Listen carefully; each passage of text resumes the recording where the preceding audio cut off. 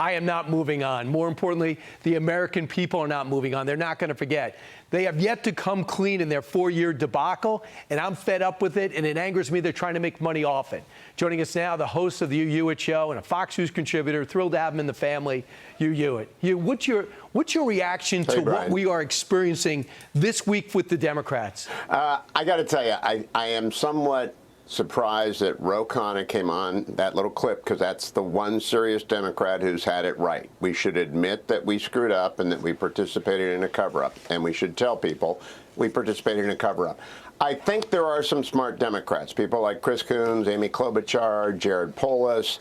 I think you can look at Josh Shapiro. You can go for public intellectuals like Van Jones. There are some smart Democrats. They should get in a room. They ought to come out together and do a mea culpa. The 25th Amendment failed. We failed you in telling you how incapacitated the president was, and we are sorry. And now we're going to move forward by doing a couple of important things. And I think, Brian, the most important thing they have to do is have a sister soldier moment with somebody that everybody in America is coming around to hate, teachers' unions. And they ought to say to we're breaking with the teachers' unions. We're going to be for your kids. We're going to be for getting back the lost year and a half that we locked them out of school. We made a mistake there as well.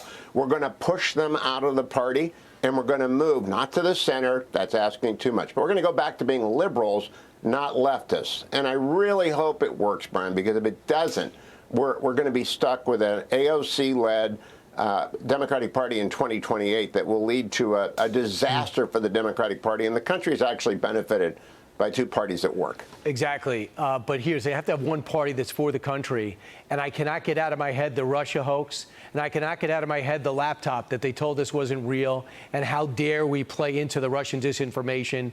And now they want us to believe that they were duped along with us. But I want to pivot, if I can, to the Middle East trip. To me, it's the most impactful Middle East trip, foreign trip that I've seen since I joined Fox 25 plus years ago. I thought the president was brilliant and the accomplishments were substantial. Hugh, your take. It's a Nixon to China trip with an asterisk. The asterisk is whether or not the big gamble on Syria pays off. I was on Special Report on Friday night, and I told Brett, my only concern is, did we take the sanctions off the Syria ruler too soon? It used to be named al-Jawlani. I haven't checked this week what his new name is, but he used to be al-Jawlani. He was al-Qaeda. Now, maybe he has turned a leaf. Maybe he's working with Erdogan. President met with him. President goes. He's strong enough. Donald Trump is strong enough to deal with a terrorist leader turned Damascus leader. And Syria is a puzzle that's been broken into many pieces, and it's never coming back into one piece. So he's going to get a piece of it.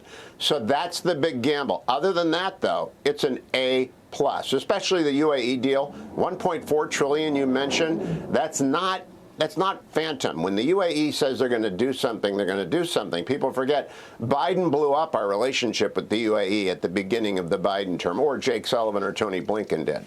So putting that back together again, that's little Sparta. They've gone to war with us in Afghanistan and Iraq. They have always been, along with Israel, our greatest allies in the region, and Israel's a nuclear power. UAE is not.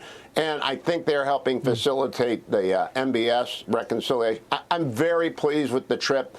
Just put down one asterisk on Syria, and let's pray it works out. The president says it will, and I hope he's right. All right, just a couple of reactions from Democrats. One, it's amazing what can be accomplished when the president isn't brain dead.